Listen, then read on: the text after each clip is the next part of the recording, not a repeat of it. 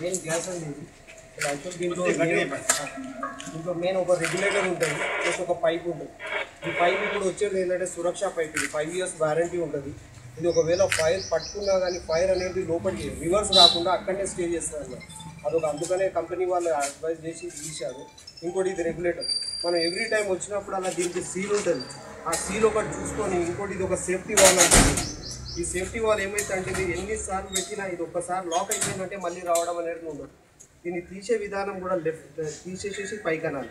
తర్వాత ఎప్పుడైనా వచ్చినప్పుడు మీకు సిలిండర్ ఇంటికి వచ్చినప్పుడు ఫస్ట్ కంపల్సరీ ఆ సీల్ ఓపెన్ చేసి తర్వాత దీనికి ఇది రెగ్యులేటర్ దీనికి తగిలించి చూసిన తర్వాత అప్పుడు మీరు పేమెంట్ చేయాలి.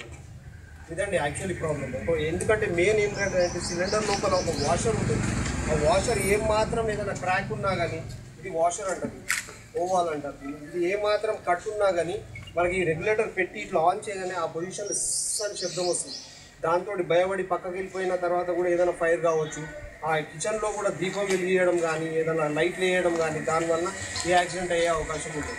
ఇప్పుడు మీకు మేము ఫైర్ కూడా అంటించి చూపిస్తాము. అంటే దీనివల్ల మనకు డేంజరస్ అనేది ఏం లేదు. ఒకవేళ అయినా కానీ ఈ రెగ్యులేటర్ ఒకటి ఆఫ్ చేసేస్తే మొత్తం సిస్టమ్ అంతా ఆఫ్ అయిపోతుంది.